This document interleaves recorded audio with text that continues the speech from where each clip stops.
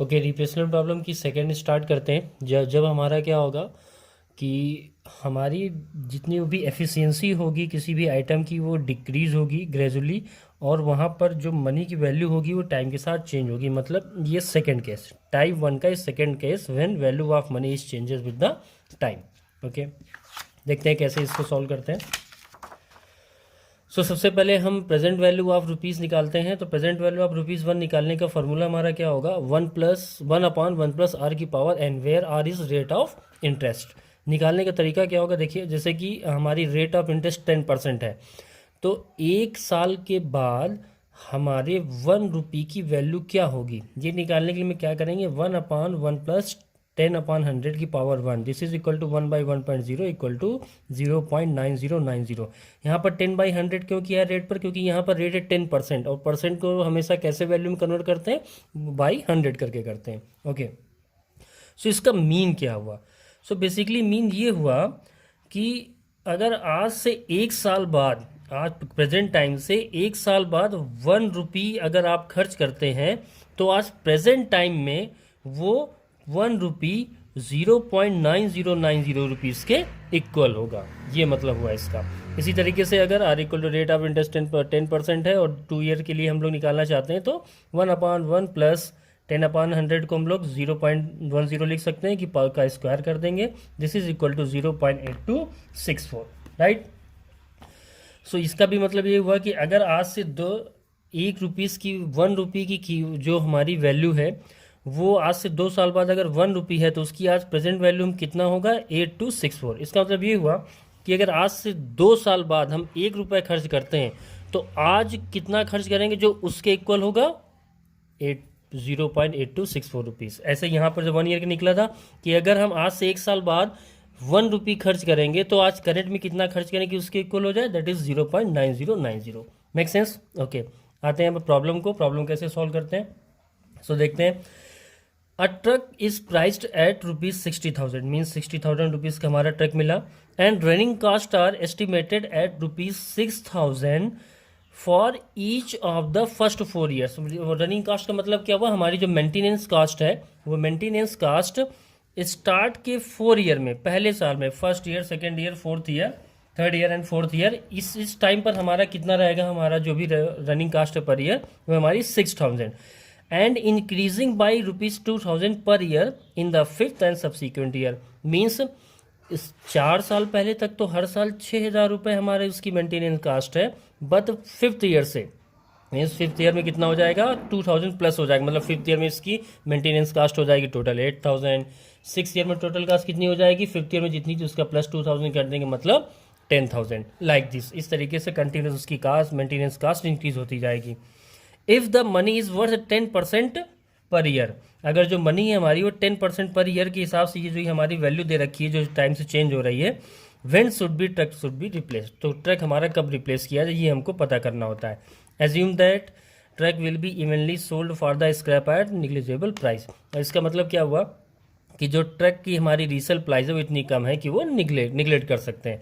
जब भी ये हमारा केस 2 के क्वेश्चन आएंगे, वहाँ पर जो हमारी रीसेल प्राइस वैल्यू होगी वो हमेशा हमारी बिल्कुल इतनी कम होगी कि उसे हम लोग निगलेक्ट कर देंगे, जीरो की तरह मानेंगे।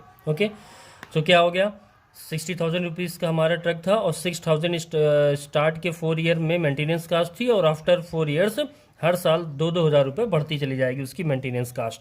तो अब कैसे फाइंड आउट करते हैं, इसको कैसे सॉल्व करते हैं, इसके लिए इधर आते हैं। ओके, तो ये टेबल मैंने बनाई है, इस टेबल को पहले देखते हैं, चेक करते हैं, उसके बाद देखते हैं कैसे इसको सॉल्व किया गया है। ओके, तो सबसे पहले हमने लेंगे ईयर्स की, हमारे years 1 to first year, second year, third year, fourth year. Second में हम लेंगे अपनी रनिंग कास्ट, और रनिंग कास्ट को किससे डिनोट किया, RN से डिनोट करेंगे। ओके, देन थर्ड होगा हमारा प्रेजेंट वर्थ फैक्टर, ये इसको PWF से डिनोट करेंगे, या इसको भी डिस्काउंट फैक्टर बोलेंगे, राइट। इसको V की पावर n-1 से डिनोट करते हैं। इसके बाद फोर्थ होगा discounted running cost, that is RN multiplied by V की पावर n-1, मतलब RN ये हो गया, V की पावर n-1 हो गया, इन दोनों को मल्टीप्लाई करके डिस्काउंटेड रनिंग कास्ट हम लोग फाइंड आउट कर लेंगे। नेक्स्ट है हमारा cumulative discounted running cost, means ये जो निकला होगा इसका सिग्मा हम लोग निकाल लेंगे, सबको ऐड कर लेंगे। हम लोग कम्युलेटिव वाले भी फर्स्ट टाइप में देखा था, अभी देखेंगे कैसे कम्युलेटिव कैलकुलेट करते हैं। इसी तरीके से कम्पलेटिव डिस्काउंटेड फैक्टर वी की पावर n-1 इसको भी ऐड करके यहाँ पर निकाल लेंगे। देन इसके बाद टोटल कास्ट फाइंड आउट करेंगे। टोटल कास्ट कैसे फाइंड आउट होगी, जो हमारी कास्ट प्राइस थी सी प्लस ये जो सिग्मा हमारा निकला था, इन दोनों को ऐड करके टोटल कास्ट फाइंड आउट करेंगे। और देन लास्ट में वेटेज एवरेज कॉस्ट हम लोग फाइंड आउट करते हैं। ठीक है, चलो देखते हैं। तो यहाँ पर हमने, और यहाँ पर अगर ध्यान दें तो हमने कितने ईयर्स के लिए कैलकुलेट कर लिया है, 10 ईयर्स के लिए कैलकुलेट कर लिया है, राइट। कभी कभी क्वेश्चन में ऐसा दिया है, इसमें ईयर तो दिया नहीं था कितने ईयर तक के लिए आपको वेटेज एवरेज कास्ट कैलकुलेट करनी है, तो मोस्ट ऑफ द टाइम आप 10 तक के लिए कैलकुलेट कर लिया कीजिए किसी भी क्वेश्चन में, क्योंकि मोस्टली 5 to 8 ईयर्स में हमको हमारा फाइनल आंसर मिल जाता है। बट हमने यहाँ पर 10 ईयर्स तक कैलकुलेट किया है इस क्वेश्चन में। ओके, अब रनिंग कास्ट मतलब मेंटेनेंस कास्ट आरएन क्या थी, तो वही क्वेश्चन में बताया था कि स्टार्ट के 4 ईयर में 6000 थी, उसके बाद 2000 पर ईयर इंक्रीज होती जाती थी। ये देखिए उसी तरह से लिखा मैंने कि first year, second year, third year, fourth year. In start के 4th ईयर में हमारी 6000 है, उसके बाद 5th ईयर में +2 कर दिया तो 8000 हो गया, 6th ईयर में +2 कर दिया 10 हो गया, +2 12, +2 14। इस तरीके से 4 साल के बाद हर साल में 2000 रुपये उसकी मेंटेनेंस कास्ट इंक्रीज होती जा रही है। तो इस तरह से 10th ईयर में उसकी मेंटेनेंस कास्ट हो गई, और running cost, maintenance cost, operating cost, whatever कुछ भी कहे, 18,000, राइट। उसके बाद हमने इसका प्रेजेंट वर्थ फैक्टर निकाला। प्रेजेंट वर्थ फैक्टर हम लोगों ने कैसे कैलकुलेट किया, इसके बारे में बात करते हैं। अभी हम लोगों ने देखा था, जस्ट अभी देखा कि जो फर्स्ट ईयर के लिए जो हम लोग कैलकुलेट करेंगे, अगर 10% रेट ऑफ इंटरेस्ट है तो क्वेश्चन में भी 10% दिया हुआ है, तो कैसे निकलेगा, कितना निकला, 0.9090, राइट। तो बेसिकली आपने किया क्या है, 1/1.1 किया है, यही तो हुआ 1/1.1, जिसकी वैल्यू इतनी आ गई। तो आप करेंगे क्या, यहाँ पर देखिए ये जो हमारी PWF कैलकुलेट करना है, डिस्काउंटेड फैक्टर वी की पावर, देखो इसको कैसे लिखा, वी की पावर n-1। मतलब जब भी फर्स्ट ईयर के लिए कैलकुलेट करेंगे तो वी की पावर 1 - 1 कितना हो जाएगा, वी की पावर 0। इसलिए फर्स्ट ईयर के लिए हमेशा वैल्यू कितनी रहेगी, 1। ये इंपॉर्टेंट पॉइंट है, यहाँ पर कंफ्यूज नहीं होना है कि यहाँ पर जो डिस्काउंटेड फैक्टर है उसको कैसे डिनोट किया, वी की पावर n-1 से डिनोट किया है। तो फर्स्ट ईयर के लिए n क्या है हमारा, नंबर ऑफ ईयर्स, तो फर्स्ट ईयर के लिए 1 - 1 मतलब वी की पावर 0 हो जाएगा। इसलिए हमेशा फर्स्ट ईयर के लिए जो भी हमारी PWF फैक्टर है, वी या डिस्काउंट फैक्टर आएगा, हमेशा कितना आएगा, 1 आएगा, राइट। और जब सेकेंड ईयर के लिए कैलकुलेट करेंगे तब वी की पावर 2 - 1 मतलब वी की पावर 1 हो जाएगा, विच इज इक्वल टू 0.9091, जो कि हमने 1 ईयर के लिए कैलकुलेट किया था। Make sense, okay. अब जैसे ही अब 9091 हो गया, अब थर्ड ईयर के लिए वी की क्या होगा, वी की पावर 3 - 1 मतलब वी का स्क्वायर होगा, तो वो कितना निकल के आएगा, 0.8264। अब ये मैंने कैसे कैलकुलेट किया, बेसिकली इसको कैलकुलेट करने का तरीका ये था कि आप अपने सबसे पहले फर्स्ट ईयर के लिए 1 लिख दिया, सेकेंड ईयर के लिए आपने कैलकुलेटर पर 1/1.1 किया तो वैल्यू इतनी आ जाएगी। इसके बाद अब आपको कुछ नहीं करना, बार बार स्क्वायर करके पूरी वैल्यू लिखने की जरूरत नहीं, बस आप इक्वल का साइन प्रेस करते जाइएगा कैलकुलेटर में। तो पहली बार प्रेस करेंगे तो थर्ड ईयर के लिए, नेक्स्ट टाइम प्रेस करेंगे 4th ईयर के लिए, फिर प्रेस करेंगे 5th ईयर के लिए, और कंटिन्यूअस इस तरीके से ये वैल्यू हमारी आती चली जाएगी। मेक सेंस, इस तरह से हम लोग अपने डिस्काउंटेड फैक्टर की वैल्यू को कैलकुलेट कर लेंगे। Then next discounted running cost, इसके बाद हम लोग कैलकुलेट करेंगे, और ये क्या होता है, RN मल्टीप्लाइड बाई वी की पावर n-1। मतलब RN की वैल्यू ये हो गई और हमारी वी की पावर n-1 की वैल्यू हो गई, इन दोनों को मल्टीप्लाई करके रख देंगे। 6000 मल्टीप्लाइड बाई 1 6000, 6000 मल्टीप्लाइड बाई 0.9091 5454.6। इसी तरीके से इन दोनों को मल्टीप्लाई की वैल्यू ये आएगी, इन दोनों को मल्टीप्लाई किया ये आया। इस तरीके से आप कैलकुलेटर का यूज़ करके इनकी वैल्यू कैलकुलेट कर लेंगे। नेक्स्ट हमारा है cumulative discounted running cost. Cumulative discounted running cost कैसे कैलकुलेट करेंगे, हम लोगों ने देखा था। तो सबसे पहले फर्स्ट के लिए तो फर्स्ट 6000 है, ये हमने 6000 इसको एज इट इज लिख दिया। अब इस जो सेकेंड ईयर के लिए कैलकुलेट करेंगे, तो सेकेंड ईयर की डिस्काउंटेड रनिंग कास्ट में प्रीवियस ईयर की सारी कास्ट को ऐड कर देंगे। 6000 प्लस 5454.6 कितना आ गया, 11454.6, राइट। अब थर्ड ईयर के लिए कैलकुलेट करेंगे तो इस 11454.6 में 4958.4 को ऐड करेंगे तो कितना आ जाएगा, 16413, राइट। इसी तरीके से 16413 को इसमें ऐड करेंगे तो ये वैल्यू आ जाएगी, फिर इन दोनों को ऐड करेंगे तो ये वैल्यू आ जाएगी, फिर इन दोनों को ऐड करेंगे तो ये वैल्यू आएगी, फिर इन दोनों को ऐड करेंगे तो ये वैल्यू आएगी। इस तरीके से कम्युलेटिव डिस्काउंटेड रनिंग कास्ट हम लोग कैलकुलेट कर लेंगे, जिसे हमने डिनोट किया है sigma RN multiplied by V की पावर n-1, राइट।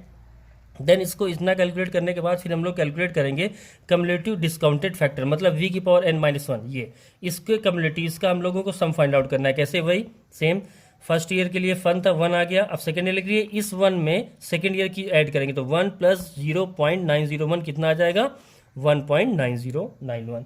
अब इस सेकेंड ईयर में थर्ड ईयर के वाले को ऐड करेंगे तो थर्ड ईयर के लिए हमारी कम्युलेटिव डिस्काउंटेड फैक्टर आ जाएगा, राइट। इसी तरीके से थर्ड ईयर की वैल्यू कितनी है 2.7355, इसको फोर्थ ईयर में ऐड करेंगे तो ये वैल्यू हमारी आ जाएगी 3.4868, राइट। इसी तरीके से कम्युलेटिव डिस्काउंटेड फैक्टर हम लोग यहाँ पर कैलकुलेट कर लेंगे। डन।